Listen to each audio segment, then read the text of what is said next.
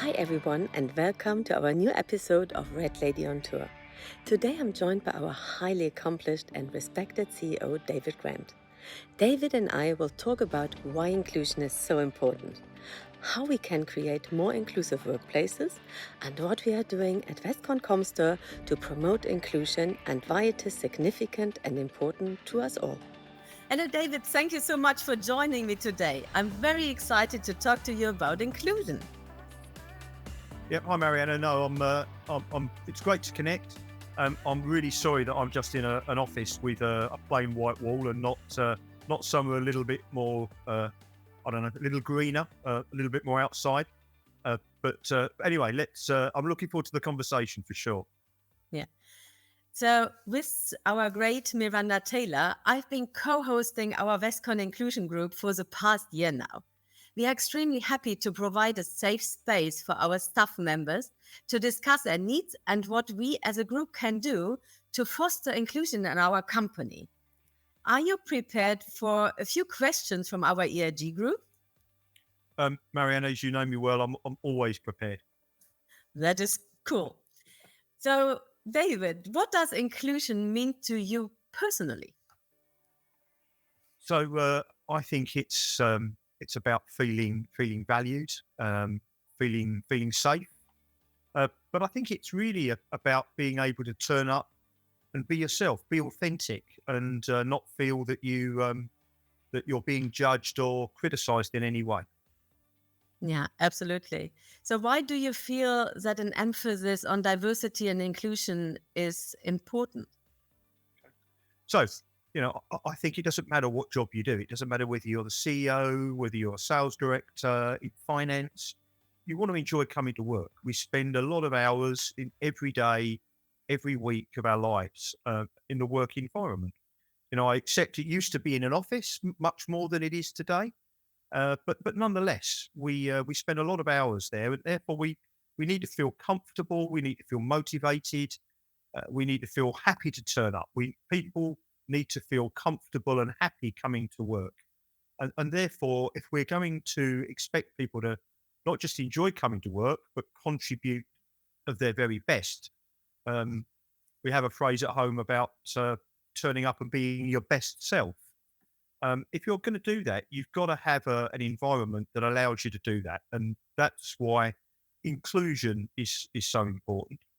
I think the other factor is that as we look at our business over the coming years, the people we're going to be recruiting into our business are going to be moving away from being millennials into being that Generation Z. And if you look at the profile of those individuals, they come from a hugely multicultural environment. Um, so, they are used to a more diverse environment where they grow up. They're used to being connected to everybody. They're the first generation that's never known anything other than being connected through devices. And it's their expectation that they will come into a workplace that has a diverse employment organisation. It's their expectation that inclusion will be there. So if we are to attract the best talent, if we are to get those bright, young, enthusiastic people to complement everyone else we have in our business into our organisation, we've got to have an environment that attracts them and makes them feel positive. I fully agree. And I hope that the new generations are as well a little bit different from the past generation. So I see that my daughters are in an international school. So, and there's so much different cultures there, David. And I hope when I see how they act today compared to as it was when we were younger, then I think we see already that there is a big change. But how can Westcon-Comstor ensure that the layers of management coming up through the organization are more diverse and represent better inclusion? So, so I think a number of the programs we have in place help that by having an inclusive approach. We are more likely to have a diverse workforce. I think the other thing we should remember is that we have a huge amount of diversity in our business already. We operate in over 70 countries. And if you look at the businesses that we run in every market in the world, they are led by a business leader who comes from that local community, that local market. If you look at our African business as an example, in South Africa, Southern Africa, Louise Tort, who's our first female managing director, is South African. Her leadership team represents the profile and the demographics of that Southern African part of the continent. Vincent, who runs our rest of Africa business, is Nigerian. And his team, he covers, I think it's 7 or 9 countries that we've got locations in. And all of the individuals working in that business are from the local market. So I think that we do not have a business that is run at a senior level by a bunch of expat US or UK business leaders. They're all indigenous managers. But what I think is fantastic is that because of the technology and our ERG groups, we're now able to create communities. So you can now share stories and experiences across our entire network in our business. So I think, first of all, to answer your question about what can we do to bring more managers through, I think we already are to some extent, Mariana, to a large extent, because we have this diversity in our business. But the way in which we're going to accelerate that or increase that is through the training and the education, and to continue the kind of programs and initiatives we have in place. We're not going to change the world very quickly or overnight, sadly. But what we can do is make sure that we give all of the people in our business the best opportunities. Yeah, so I think as well. So in my team, as an example, I have so much nationalities, so much people around EMEA in the moment, because that Yeah, is what I'm responsible for. And nearly out of every region, I have people in there, and I think that is the diversity what we need to show. Yes, with so absolutely. many different people. Yeah. So one question of our ERG group was, as a global company, are there plans to begin recognizing religious celebration other than Christian ones? So, with Christianity being only one of the religions followed worldwide, it would seem appropriate to learn about and recognize diversity in people's belief. So, Yeah, I read through your question, and actually, I don't believe we do recognise any religious holidays. What we have is we have the days off. So for Easter, as an example, in Europe, Easter is a big holiday for the Christians. So in those markets in Europe, generally Easter is a national holiday. So people have those days off. But in the Middle East, we have Ramadan followed by Eid, and all of our employees in the Middle East have the time off at Eid. That would also apply in Indonesia, which is a huge Indonesian population. But you'll notice that at the end of December, so at what the Christians would call Christmas, we don't celebrate Christmas. I don't send a Christmas message. I send a festive period message. I send an end of year message. And what we do is we recognize that at the end of the calendar year, it's a time when people take time off. In Singapore or in Asia, we celebrate Chinese New Year. So I think we make sure that in every market, people observe and have that time off. But we don't celebrate Christianity as a company. We recognize those days off in those markets. Um, I have suggested to Gillian that on the basis I run the entire business, I should make sure that I take all of those national holidays off myself. yeah. But no, so I don't know that we do. I don't think we are biased towards Christianity. What would be good is for us on our ERG groups and even maybe through our intranet is to allow our employees to understand what those days off for those employees represents. So what is Eid? What does Ascension Day represent? It's a Christian holiday in effect. So anyway, I don't think we recognise Christianity over and above any other religion. I think we recognise the national days of holiday in the countries in which we operate. Yeah. So I think, David, when these questions are coming from our ERG group or from some members, I think exactly what you say. We need to show them more that we have that in all the countries in a different way. And I agree fully to that. And I see that we do that in the different countries. But I think, yeah, perhaps we need to communicate it a little bit more. So, and that's a great topic or opportunity Yeah, for the ERG group to pick that up and decide how we could best do that as a business. I think that would be great education, and it would expand people's horizons because it's all too easy to only think about the market or the country in which we operate. Very easy indeed. absolutely. So, does a company have diversity and inclusion training in place? Um, it does. Um, from what I've managed to research, because it was a good question. I wanted to go away and double check, but we've got at least 7 formal training programs on diversity, inclusion, unconscious bias, the legislation in some countries that relates to discrimination. So um, I I believe we have training programs. Whether we have all of the right training, my experience is we are pretty good at that. It's generally very accessible to everybody who chooses to take it. Some of the training is mandatory. The unconscious bias training, I think, is mandatory. Um, but I think that it's really important that as we think about the potential generational complexity that we will start to see in our business, that some of the people who perhaps come from a generation that are not as diverse and not as inclusive in their default thinking, that we make sure that that training is made available and attended by all of those people. So, you have said many times that we should focus on inclusion as a foundation of our strategy. Why do you believe that is right? Okay. So I have a responsibility for 3,500 people in the organisation.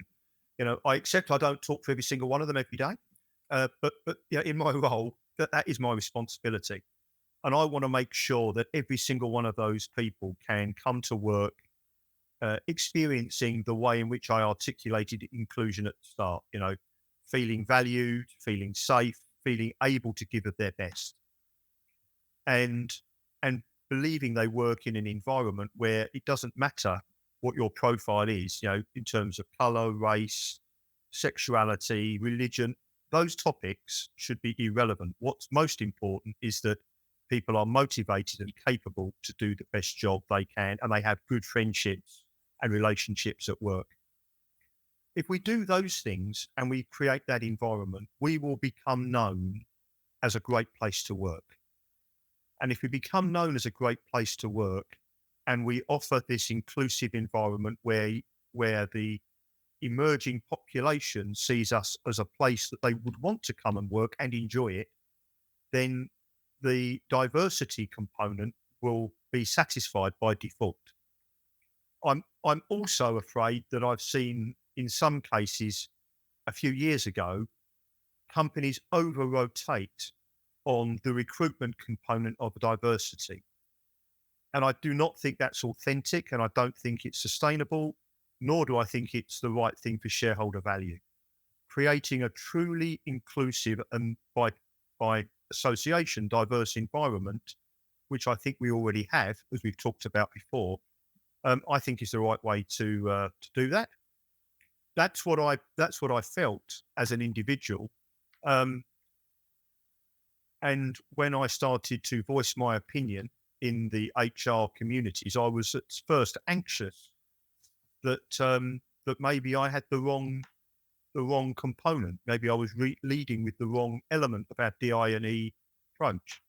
But it would appear that the most successful businesses have inclusion at their heart, and therefore I feel comfortable that not only do I personally and passionately believe that it's the right thing to do, but I'm reassured that it seems to be the right approach from other organizations as well. And I think we have it even in our DNA. And Yeah, that is, I think, the most important thing. yeah. So, why do you think that the ERG groups are important and what do you hope they will achieve? Well, so firstly, they remind us and promote diversity inclusion all the time, and having inclusion in our DNA, our values is important. Uh, but unless we have something constantly reminding us all the time, these are topics that still need to be reinforced and driven all the time. That it's not a one-time conversation in terms of creating an inclusive culture. And of course, we all get busy, and we just need to make sure that we are treating our colleagues in the right way all the time. So, firstly, I think they promote diversity and inclusion in business. It allows people from across the entire organization, the entire business, to share their experiences. And we talked about the fact that we have a very diverse uh, employment base. We have culturally, we span, New Zealand, Australia, China, Singapore, Malaysia, Indonesia, Nigeria. We go into South Africa, so Dubai, Saudi Arabia, up into Italy, Germany, Scandinavia, so in Sweden and in the UK. And if you just take all of those countries, there are differences culturally in lots of different ways. So having ERG groups that span those countries and those cultures really helps, I think, create a community. And again, I think that if you think about people generally, apart from that wanting to turn up and feel that they can give of their best, people like being part of a community. We see it in so many different parts of our lives. So, um, and I think they really help. The ERG groups really help promote the awareness that we have different cultures and different requirements across the business. Yeah, so we have every 2 weeks we have a call with the ERG group, and it is really 1 hour, David. What takes us all out of the normal business, and let's really talk about about the topic of inclusion, and it's for all the ones which are in that ERG group. Really, 1 hour, which is completely different to our normal business, and Mm. it helps a lot. Yeah. So, thinking about your personal journey through the business to the obviously very well deserved position of seniority that you now find yourself in, do you believe that a person of any race, religion, gender, or sexuality would have been giving the same chances and level of consideration as yourself for progressing to the top of that business? So I've got two answers. The first one is, you would think about appointing a CEO into this business, and therefore data tech would have a view of potential candidates.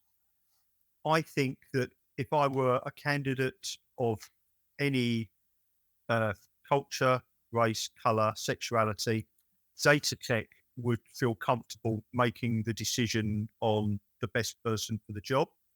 And why do I say that? If you look at data tech's backgrounds from South Africa, where the Broad Based Black Empowerment Act drives a huge cultural diversity, and you look at the composition of the data tech board, I think if I had competition, if you like, in an interview process, I think they would have chosen the best person for the job. However, the other question or the other answer is if I think back to when I started my career, if I had been, so I come from East London, south of the UK, and started my career, when I was 22. Um, if I had at that time in my life been from a poorer part of the UK, been of a different colour, different religion, would I have got the opportunities at a grassroots level to go into the sales career that I went into? Possibly not. And therefore, when I then came to at the age of 25, go on to executive training programs, if I had been female, would I have been given the same opportunities as a man? Possibly not, because the world was far less aware of the requirement and the need and the appropriateness of being equal and not biased. So I think, therefore, my answer about have I have I been privileged unconsciously? I don't think I don't. Yeah, have I been privileged to get to a point where I was able to apply to be the CEO? Quite possibly, yes. Um, and but once I was in that position, I don't think David Tech have done anything other than make a choice that is fair and appropriate. But that's why the work that we do in diversity and inclusion, getting rid of unconscious bias and creating an equal, an equality environment or an equal environment is so important. So that, when the next person comes into an opportunity that David Grant may or may not have had at 22 and 23, it doesn't matter what their background is. And I think that's, we are moving into a world that is more balanced, but it's not there yet. There is still prejudice, there is still unconscious bias, and there is more work to do. And to be honest, David, yes, I want always when I have a new position open, yes, sometimes I want to have, as an example, female people into the job. But often I do not even get applications for it. Yes. And I know that you wanted to have some more people in your direct reporting, which were female. And I know you even were going out to promote to get a women in the position, but there was no application there. And I think that is as well. So I think women, yes, should perhaps get to apply more for these positions. And sometimes perhaps we are feeling not as comfortable to do that. Um, but that is something what women needs to learn as well. So that's my Yeah. personal experience. Yes, when I want to hire people. But my wife worked in the sales business at the same company I worked in, and actually, from somebody sitting reminding me personally of making sure that I'm making the right decisions, and am I giving women the right opportunity in roles and all of those. I have a conscience at home that is constantly reminding me of the bias, discrimination that she experienced um, in her career. So I still think there is a lot of work for us to do. I don't mean as a company, I mean as an industry, and as a generation. Yeah, and to be honest, it all starts as well with ourselves. So I can always make somebody else responsible for it. But when I do not believe in myself, then I cannot come to that position. It's as well the case, right? Yeah, I agree. So, But I think we have to be held accountable as business leaders for doing the right thing in our organisation, and I believe that we are doing everything. Are we doing everything we can? I think we are doing many things. There are always things that we could do more of, um, but I would like to believe that, given the way in which we run the business, we have good access. So if people think that there are areas where we can improve and do things better, not just around diversity, inclusion, and equality, but all topics, I think people feel they're able to. I think they believe they're able to put their hand up. And certainly, while our employee survey is a relatively short form document and survey, so it's not extensive. mm, But one question which asks, would people recommend to friends and family to come and work for Westcon-Comstor? Um, 90, first of all, to have 82% of our employees respond to the survey is fabulous. Um, so whether they want to criticise or support, they feel strongly enough to actually want to voice their opinion, which is fantastic. Even if they want to tell us about things we can do better, there's no way we can learn unless they tell us. absolutely. But for 92% of people to say that they would recommend, or 92% of the 82% Mm. to recommend that they would, to a friend or member of their family, to come and work here, I think is a reflection that we may not be perfect, but we're doing many things right for them to feel that it's a good place to come and work. And especially in the moment, David, when I see how many people have left our business in the past and are coming back. So that shows as well, yes, that the grass is not greener on the other side. And So there are the- also some pitfalls when it comes to diversity and equality. What yeah. do you want to avoid for Westcon-Comstor? I think I touched on it a little bit earlier. Mm, What I want us to make sure is that our approach to inclusion and diversity is genuine. Um, when you think back to the sustainability topic under ESG, mm, there is a phrase that talks about greenwashing, and mm, that's the process where you talk a great story about your approach to the environment, but actually you don't really do it. It's just a lot of PR and hot air, and it used to, like a whitewash, but it's now called a greenwash. And the same is true with inclusion and diversity. The last thing that we should do is talk talk the talk, have it on our intranet site, have all the fine words, but unless we walk the walk, unless we have behaviors at all levels in our business that reflect a truly inclusive approach and we drive diversity, then it becomes it's not authentic, mm. and it's not genuine, and it's called out as being a sham or false. I think that's more cynical and more damaging than not doing anything in the first place. So that's the thing I really want to make sure we avoid, is that we talk about behaviors and we talk about doing things and then we behave differently. That would be really wrong. I could not agree more. It's up to each and every one of us to ensure that Westcon-Comstor stays on this path to success. Yeah. Thank you so much, David, for sharing your amazing thoughts. It Thanks, was really Marianne. a pleasure that you took the time to for the inclusion group Uh, and to speak about inclusion. well, it's an absolute pleasure. And next time, let's make sure that my background is a little bit more, a little bit more sustainable. Yeah, hopefully next time we can do it in person somewhere. Perfect. Yeah, Perfect. Lovely. that would be great. Thank you Thank you, so much, Marianne. David. Bye bye. Bye.